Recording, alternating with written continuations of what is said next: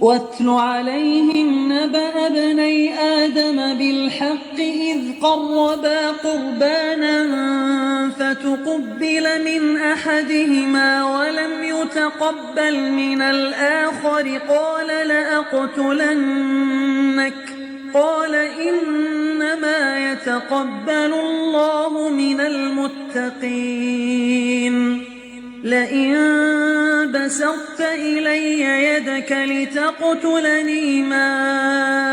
أنا بباسط يدي إليك لأقتلك إني أخاف الله رب العالمين إني أريد أن تبوء بإثمي وإثمك فتكون من أصحاب النار وذلك جزاء الظالمين فطوعت له نفسه قتل أخيه فقتله فأصبح من الخاسرين فبعث الله غرابا يبحث في الأرض ليريه كيف يواري سوءة أخيه قال يا ويلتى أعجزت أن أكون مثل هذا الغراب فأواري سوءة أخي فأصبح من النادمين من أجل ذلك كتبنا على بني إسرائيل أنه من قتل نفسا بغير نفس أو فساد في الأرض فكأنما قتل الناس جميعا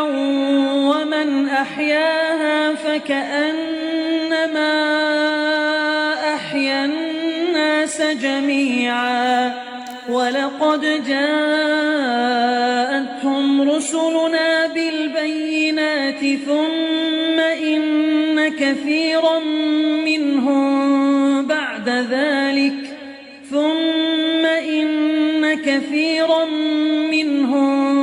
بعد ذلك في الأرض لمسرفون إنما جزاء الذين يحاربون الله ورسوله ويسعون في الأرض فسادا أن يقتلوا أو يصلبوا أو تقطع أيديهم وأرجلهم من خلاف أو ينفوا من الأرض ذلك لهم خزي في الدنيا ولهم في الآخرة عذاب عظيم إلا الذين تابوا من قبل أن تقدروا عليهم فاعلموا أن الله غفور رحيم واتل عليهم نبأ बनी आदम बिलहक़ आदम अलैहिस्सलाम के दोनों बेटों का वो बिल्कुल साफ साफ हाल इन्हें सुना दो। उन दोनों ने एक नजराना पेश किया, उनमें से एक की नज़र तो कबूल हो गई और दूसरे की मकबूल ना हुई, तो वो कहने लगा मैं तुझे मार ही डालूँगा। उसने कहा अल्लाह ताला तकवा वालों का अमल ही कबूल करता है। लइन बसत्त इलैया यदक, अगर तू मेरे कत्ल के लिए हाथ दराजी करेगा तो मैं तेरे कत्ल की तरफ हरगिज़ अपना हाथ नहीं बढ़ाऊँगा। मैं तो अपने अल्लाह परवरदिगार से खौफ खाता हूँ। बेशक मैं तो चाहता हूँ कि तू मेरा गुनाह और अपने गुनाह अपने सर पर रख ले और दोस्तियों में से शामिल हो जाए, और जालिमों का यही बदला है। फ़तव्वअत लहू नफ्सुहु, बस उसके नफ्स ने अपने एक भाई के कत्ल पर आमादा कर दिया और उसने अपने भाई को कत्ल कर डाला, जिससे वह नुकसान पाने वालों में से हो गया। फ़बअसल्लाहु गुराबन, फिर अल्लाह ने एक कव्वे को भेजा जो ज़मीन खोद रहा था, ताकि उसे दिखाए कि वो किस तरह अपने भाई की नाश को छुपा दे। وہ کہنے لگا، ہائے افسوس، کیا میں ایسا کرنے سے بھی گیا گزرا ہو گیا کہ اس کوے کی طرح اپنے بھائی کی لاش کو دفنا دیتا۔ پھر وہ بڑا ہی پشیمان ہو گیا۔ من عجز ذالک، اسی وجہ سے ہم نے بنی اسرائیل پر لکھ دیا کہ جو شخص کسی کو بغیر اس کے کہ وہ کسی کو قاتل ہو یا زمین پر فساد مچانے والا ہو قتل کر ڈالے تو گویا اس نے تمام لوگوں کو قتل کر دیا، اور جو شخص کسی ایک کی جان بچا لے گویا اس نے تمام لوگوں کو زندہ کر دیا۔ اور ان کے پاس ہماری بہت سے رسول ظاہر دلیلیں لے کر آئے، لیکن پھر بھی اس کے بعد بھی ان میں اکثر لوگ زمین میں ظلم اور زبردستی کرنے والے ہی رہے۔ انما جزاء الذین یحاربون اللہ ورسولہ، جو لوگ اللہ اور اس کے رسول سے لڑیں اور زمین میں فساد کرتے پھریں، ان کی سزا یہی ہے کہ وہ قتل کر دیے جائیں یا سولی چڑھا دیے جائیں، یا مخالف جانب سے ان کے ہاتھ پاؤں کاٹ دیے جائیں، یا انہیں جلا وطن کر دیا جائے۔ یہ تو ہوئی ان کی دنیا کی ذلت اور خواری، اور آخرت میں ان کے لیے بہت بھاری عذاب ہے۔ الا الذین تابوا من قبل، ہاں جو لوگ اس سے پہلے توبہ کر لیں کہ تم ان پر قابو پالو، تو یقین مانو اللہ تعالیٰ بہت بڑی بخشش اور رحم کرنے والا ہے۔ آدم علیہ السلام کے دو بیٹے جنہوں نے آپس میں لڑائی کی تھی، ان کے نام تھے حابیل اور قابیل۔ ان کے بارے میں مشہور ہے کہ ابتدا میں حضرت آدم اور حوا کے ملاپ سے بیک وقت لڑکا اور لڑکی پیدا ہوتی، پھر دوسرے حمل سے لڑکا اور لڑکی ہوتی۔ ایک حمل کے بہن بھائی کا نکاح دوسرے حمل کے بہن بھائی سے کر دیا جاتا۔ حابیل کے ساتھ پیدا ہونے والی لڑکی بہت بدصورت تھی، جبکہ قابیل کے ساتھ پیدا ہونے والی بہن خوبصورت تھی۔ اس وقت کے اصول کے مطابق حابیل کا نکاح قابیل کی بہن کے ساتھ اور قابیل کا نکاح حابیل کی بہن کے ساتھ ہونا تھا، لیکن قابیل چاہتا تھا کہ وہ حابیل کی بہن کے بجائے اپنی ہی بہن کے ساتھ جو خوبصورت ہے اس کے ساتھ نکاح کرے۔ حضرت آدم علیہ السلام نے انہیں سمجھایا، لیکن وہ نہ سمجھا۔ بالآخر حضرت آدم علیہ السلام نے ان دونوں کو اللہ تعالیٰ کی بارگاہ میں قربانی پیش کرنے کا حکم دیا اور فرمایا جس کی قربانی قبول ہو جائے گی تو قابیل کی بہن کا نکاح اس کے ساتھ کر دیا جائے گا۔ حابیل کی قربانی قبول ہوگی، یعنی آسمان سے آ گئی اور اسے کھا گئی، جو اس کے قبول ہونے کی دلیل تھی۔ اب قابیل اس بات سے غصہ ہو گیا کہ میری قربانی کیوں نہیں قبول ہوئی، تو اس نے قتل کر دیا، اور قتل کرنا جو ہے وہ گناہ ہے، جس کے بارے میں اللہ رب العزت خود قرآن میں کہہ رہے ہیں کہ جس نے کسی ایک جان کو مارا گویا کہ اس نے پوری انسانیت کو مارا، اور جس کسی نے ایک انسان کی زندگی بچائی گویا کہ اس نے پوری انسانیت کی زندگی بچائی۔ اور یہاں دوسری بات بھی واضح ہو گئی کہ قابیل نے اپنے بھائی کو قتل کر دیا، لیکن حابیل اپنے بھائی کو قتل نہیں کرنا چاہتا تھا۔ اب اس صورت میں تو قابیل سارے گناہ کا ذمہ دار ہے، لیکن اگر دوسری صورت ہو کہ دونوں ہی ایک دوسرے کو قتل کرنا چاہتے ہیں اور ان میں سے ایک جو ہے وہ مارا جائے اور ایک بچ جائے، تو اس کا حکم یہی ہے کہ دونوں ہی جہنم میں جائیں گے، کیونکہ دونوں کا ارادہ ایک دوسرے کو قتل کرنے کا تھا۔ پھر قابیل کو طریقہ نہ آئے کہ وہ حابیل کو دفنائے کیسے، تو پھر اللہ رب العزت نے ایک کوے کو بھیجا جو زمین کو کھود رہا تھا تاکہ اسے دکھائے کہ وہ اپنے بھائی کی نعش کو چھپائے کیسے۔ اللہ رب العزت کہتے ہیں کہ ہم نے اسی وجہ سے بنی اسرائیل پر یہ فرض کر دیا کہ جس کسی نے ایک انسان کو بغیر کسی وجہ کے قتل کیا تو گویا کہ اس نے تمام لوگوں کو قتل کر دیا، اور جس کسی نے ایک انسان کو بچایا گویا کہ اس نے تمام لوگوں کو زندہ کیا۔ حسن بن ربیع کہتے ہیں کہ میں نے حضرت حسن بصری سے پوچھا کہ یہ آیت ہمارے لیے بھی ہے جس طرح بنو اسرائیل کے لیے تھی، تو انہوں نے فرمایا ہاں، اللہ کی قسم جس کے سوا کوئی معبود نہیں، بنو اسرائیل کے خون اللہ کے ہاں ہمارے خونوں سے زیادہ احترام والے نہیں تھے۔ تو یعنی یہ حکم تمام انسانیت کے لیے ہے۔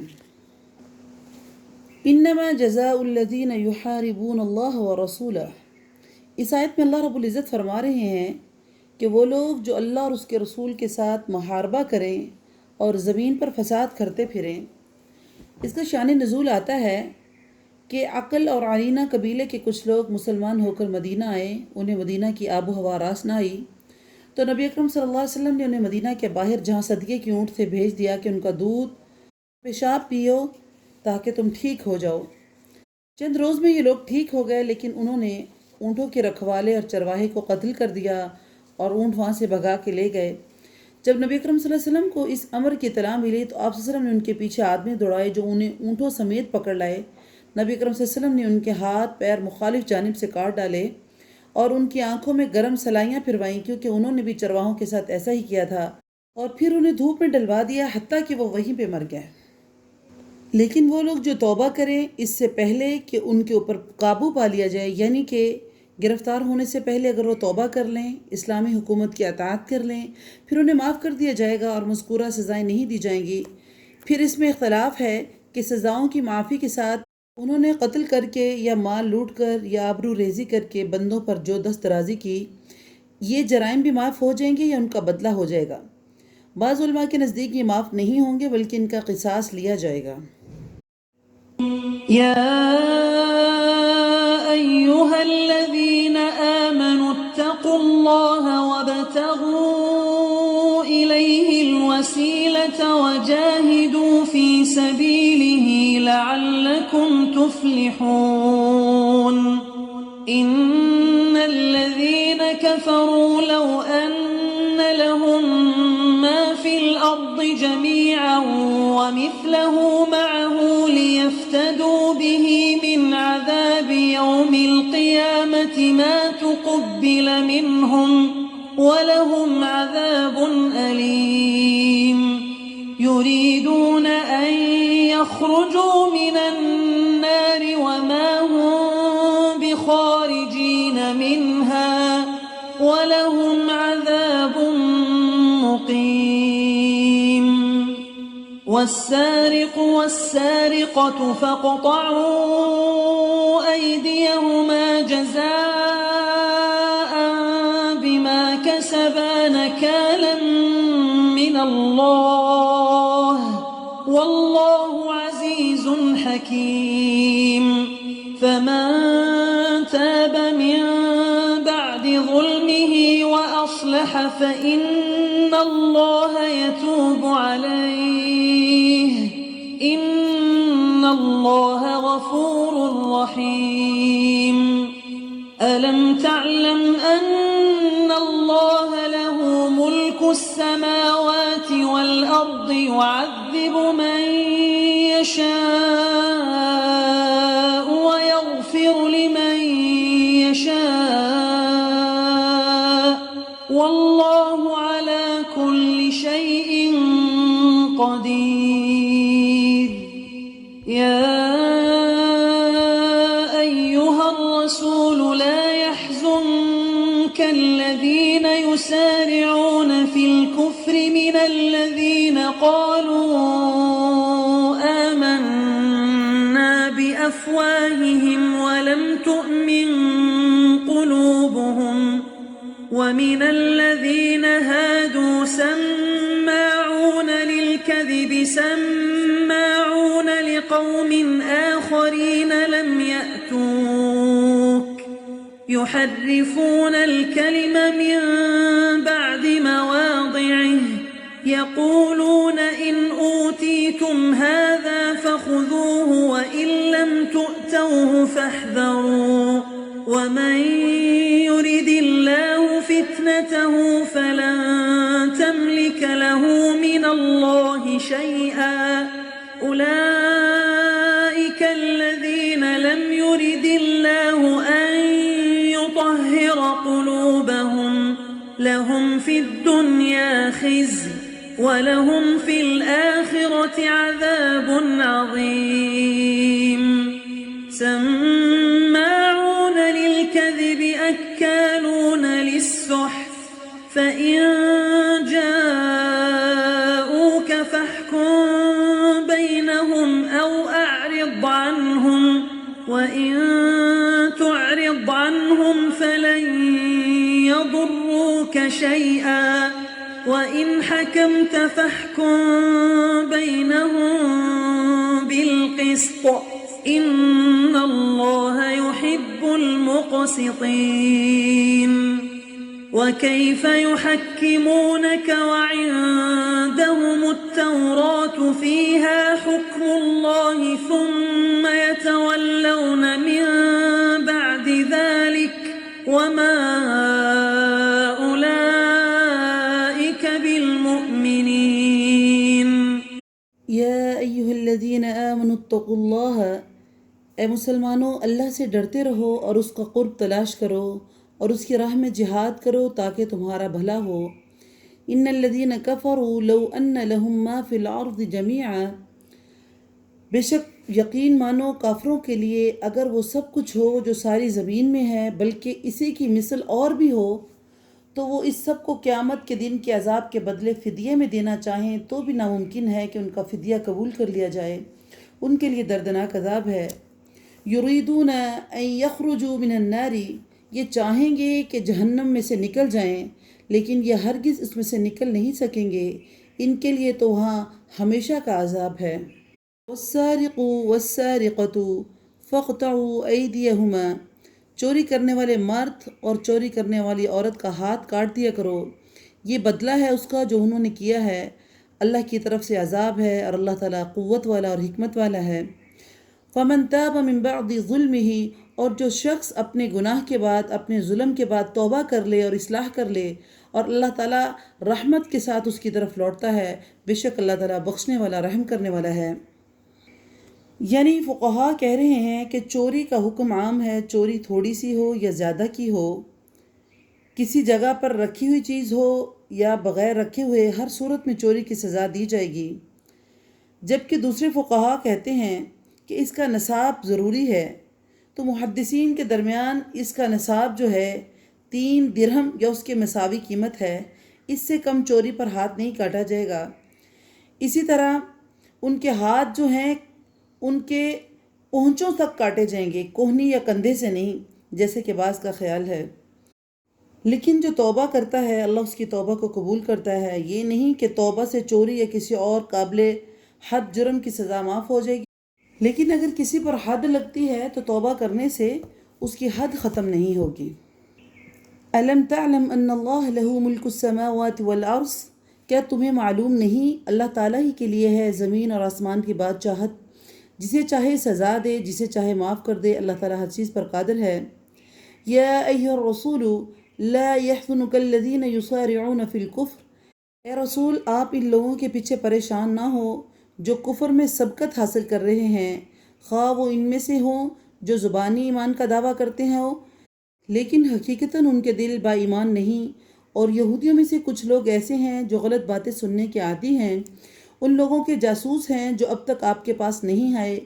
کلمات کے اصل موقع کو چھوڑ کر انہیں بدل دیتے ہیں، کہتے ہیں اگر تم یہی حکم دیے جاؤ تو قبول کر لینا، اگر یہ حکم نہ دیے جاؤ تو الگ تھلگ رہنا، اور جس کا خراب کرنا اللہ کو منظور ہو، اے محمد آپ اس کے لیے خدائی ہدایت میں سے کسی چیز کے مختار نہیں۔ اللہ تعالیٰ کا ارادہ ہے کہ ان کے دلوں کو پاک نہ کرے، ان کے لیے دنیا میں بھی بہت بڑی ذلت ہے اور رسوائی ہے، اور آخرت میں بھی بہت سخت سزا ہے۔ نبی اکرم صلی اللہ علیہ وسلم کو اہل کفر کے شرک اور ان کے ایمان لانے کا اور ہدایت کا رستہ نہ اپنانے کا بہت دکھ ہوتا تھا۔ اس پر اللہ رب العزت نے اپنے نبی کو کہا کہ آپ ان کے بارے میں زیادہ نہ غم کریں، تاکہ رسول اللہ کو تسلی رہے کہ ایسے لوگوں کے بارے میں اللہ ان سے نہیں پوچھے گا۔ اسی طرح بنی اسرائیل میں 2 شادی شدہ یہودی زانی عورتوں کا واقعہ ہے۔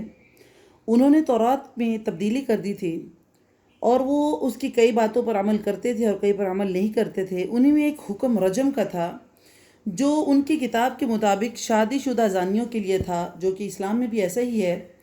لیکن وہ چونکہ سزا سے بچنا چاہتے تھے اس لیے آپس میں فیصلہ کیا کہ محمد رسول اللہ صلی اللہ علیہ وسلم کے پاس چلتے ہیں، اگر انہوں نے ہمارا ایجاد کیا ہوا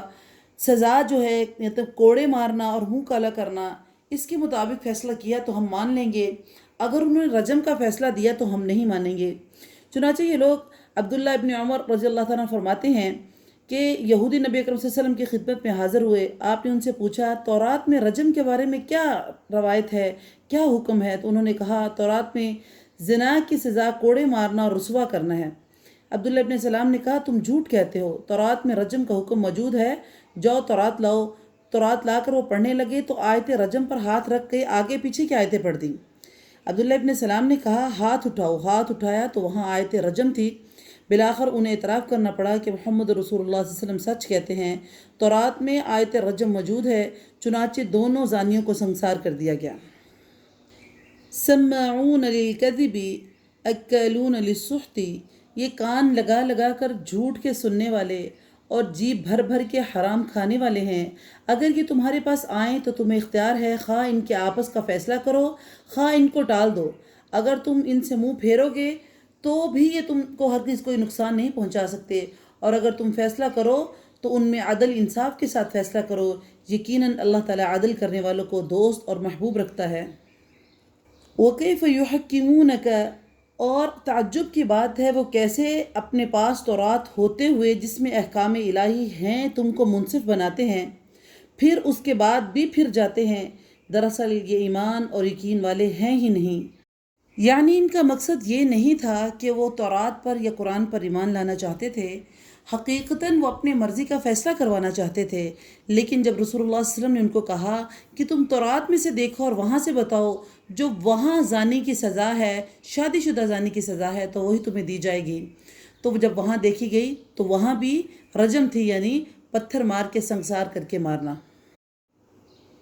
إنا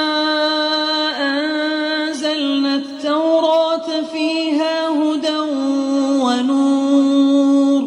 يحكم بها النبيون الذين أسلموا للذين هادوا والربانيون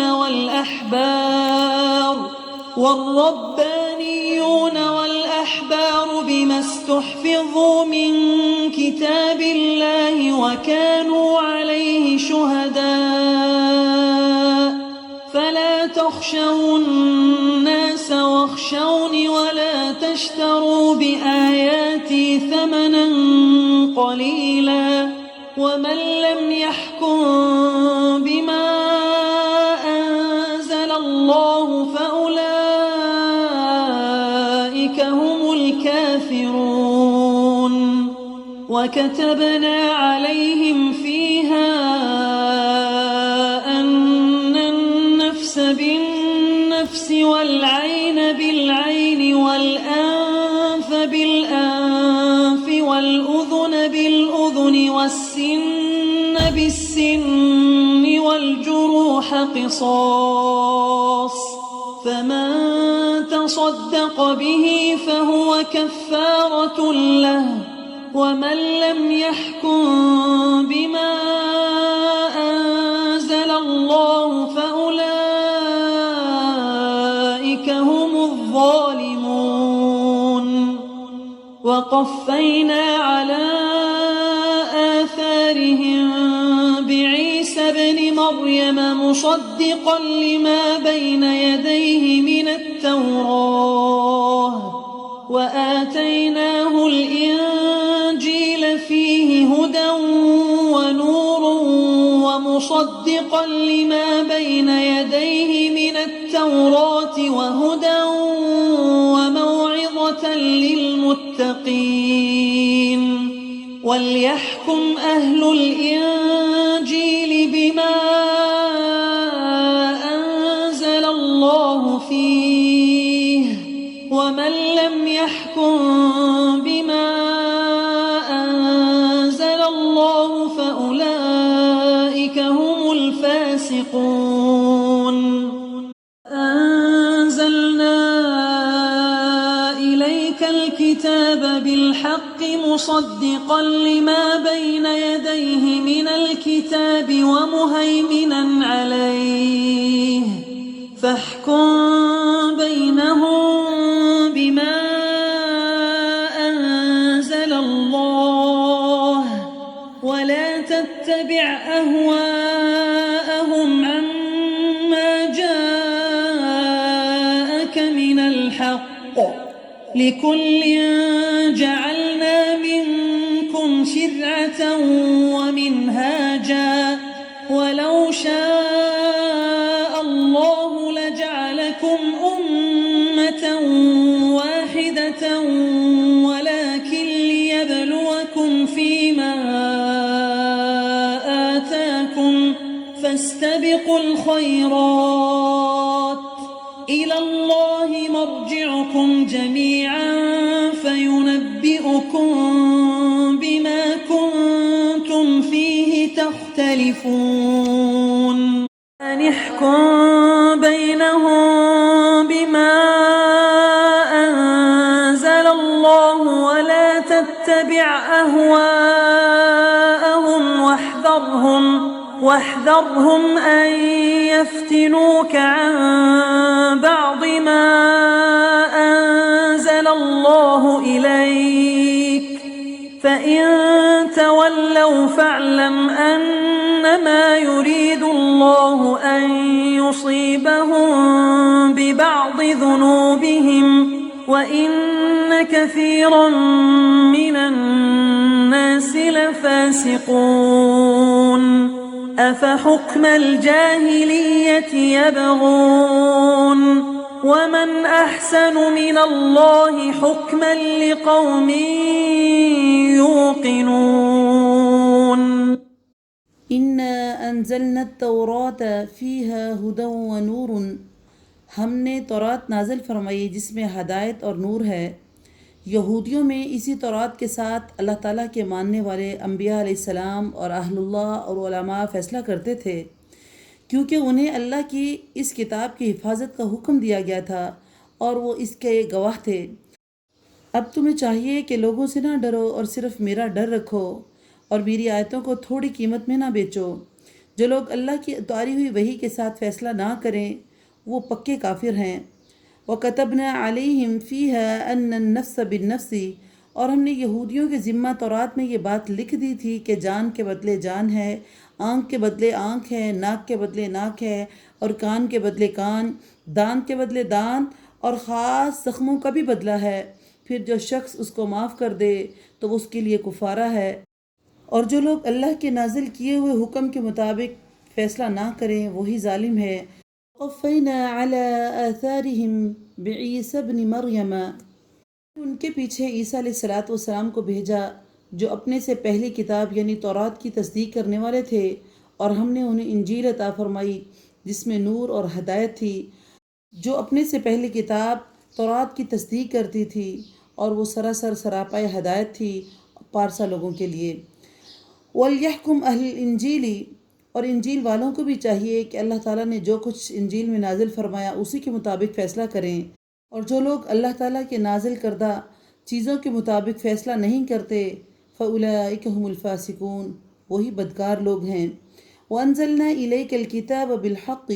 اور ہم نے اے محمد آپ کی طرف حق کے ساتھ یہ کتاب نازل فرمائی جو اپنے سے پہلی اگلی کتابوں کی تصدیق کرنے والی ہے اور ان کی محافظ ہے، اس لیے آپ ان کے آپس کے معاملات میں اسی اللہ کی اتاری ہوئی کتاب کے درمیان فیصلہ کیجیے۔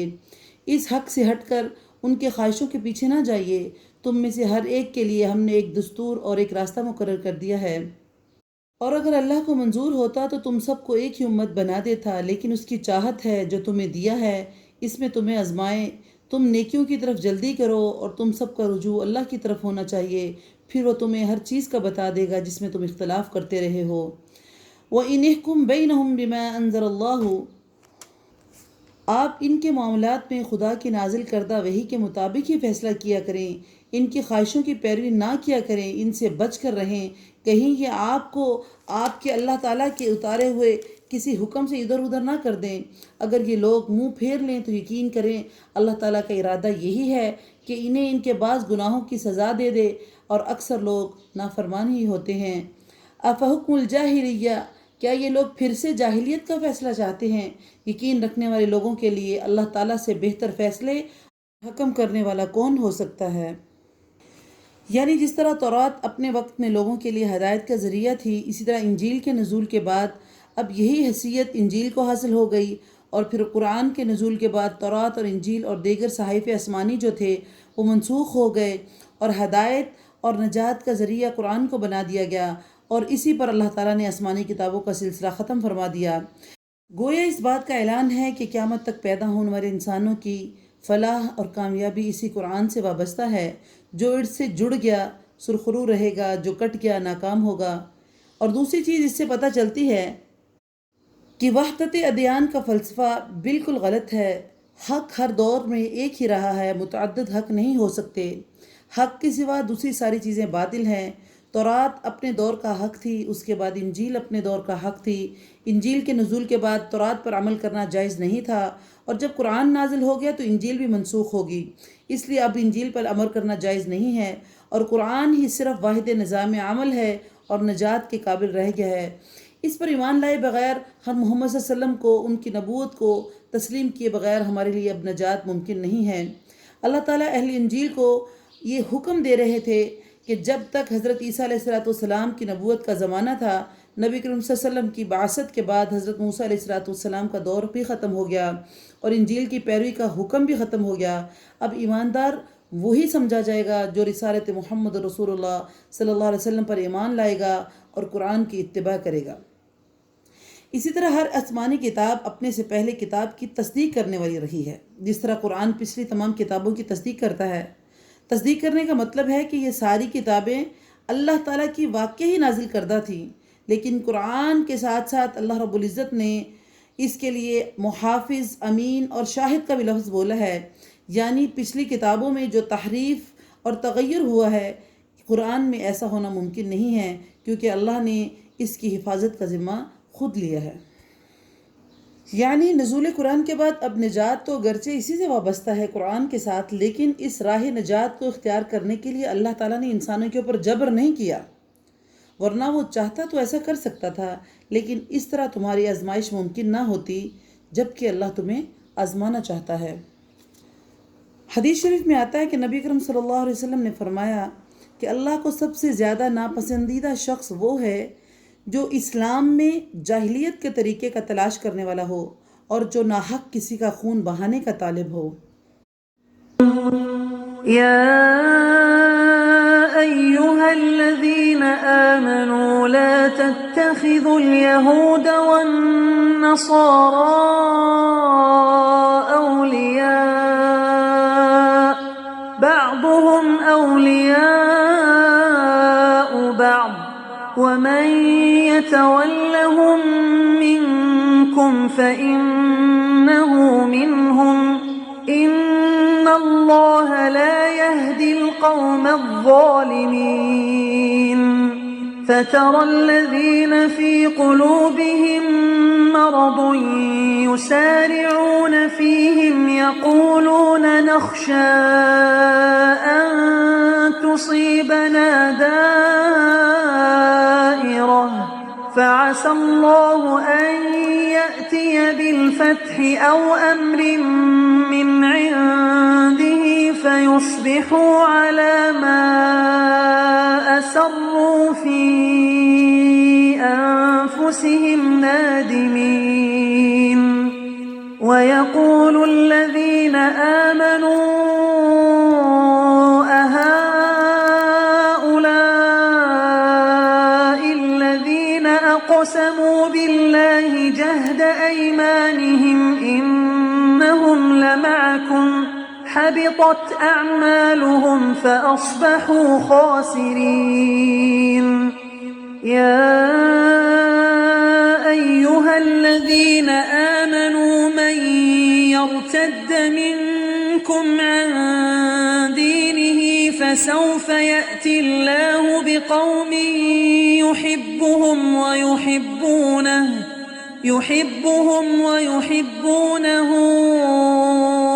أذلة على المؤمنين أعزة على الكافرين يجاهدون في سبيل الله ولا يخافون لومة لائم ذلك فضل الله يؤتيه من يشاء والله واسع عليم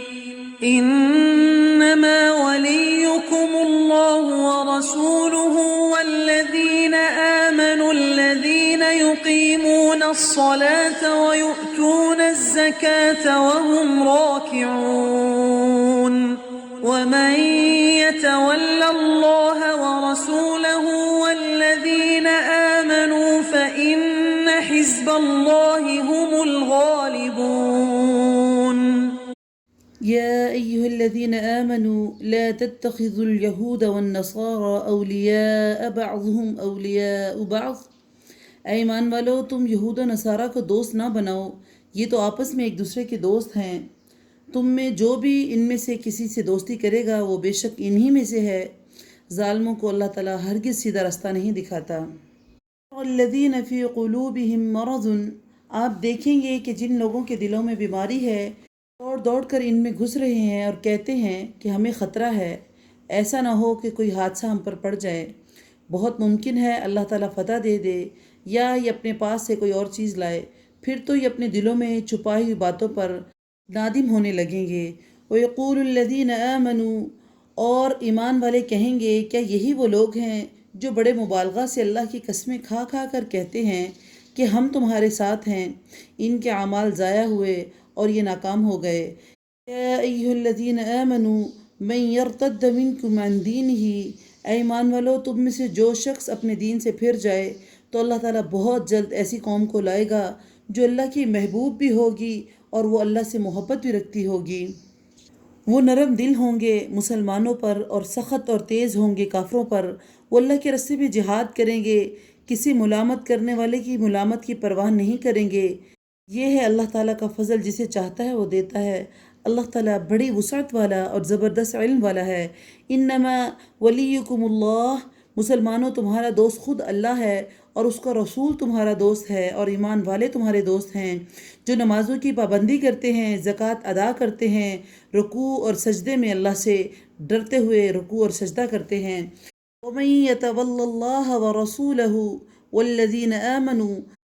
فَإِنَّ حِزْبَ اللَّهِ هُمُ الْغَالِبُونَ، اور جو شخص اللہ تعالیٰ سے اور اس کے رسولوں سے اور مسلمانوں سے دوستی کرے وہ یقین مانے کہ اللہ تعالیٰ کی جماعت ہی غالب رہے گی۔ یہاں اللہ تعالیٰ اہل ایمان کی صفات بتا رہے ہیں کہ وہ اطاعت کرتے ہیں، فرما برداری کرتے ہیں، کسی ملامت کرنے والے کی ملامت کی پرواہ نہیں کرتے۔ یہ بہت بڑی صفت ہے۔ معاشرے میں جن برائیوں کا چلن عام ہو جائے ان کے خلاف نیکی، استقامت اور اللہ کے حکموں کی اطاعت اس کے بغیر ممکن ہی نہیں ہے، ورنہ کتنے ہی لوگ ہیں جو برائی، معصیت اور معاشرتی خرابیوں سے اپنا دامن بچانا چاہتے ہیں لیکن ملامت کرنے والوں کی ملامت کی وجہ سے اپنے اندر ہمت نہیں پاتے، نتیجتاً وہ ان برائیوں کی دلدل سے نکل ہی نہیں پاتے اور حق اور باطل سے بچنے کی توفیق سے محروم رہتے ہیں۔ اسی لیے اللہ رب العزت نے ان صفات کو ذکر کیا ہے کہ یہ صفات ان لوگوں کے اوپر ہیں جن پر اللہ کا خاص فضل ہے۔ دوسری چیز اللہ رب العزت نے بار بار قرآن میں حکم دیا ہے کہ یہود و نصارہ سے دوستی نہیں کرو۔ اب یہ سوال کرتے ہیں پھر کن سے دوستی کریں؟ تو اللہ فرماتا ہے اہل ایمان سے دوستی کرو، سب سے پہلے اللہ سے دوستی کرو، اللہ کے رسول ہیں ان کے ساتھ دوستی کرو، پھر ایمان لانے والے ہیں ان کے ساتھ دوستی کرو، کیونکہ یہی اللہ کا حزب اللہ ہے، یہ اللہ کا گروہ ہے، اور حزب اللہ جو ہے اللہ کا گروہ ہے، یہی ہمیشہ غلبے پہ رہے گا اور یہی ہمیشہ کامیاب ہوگا۔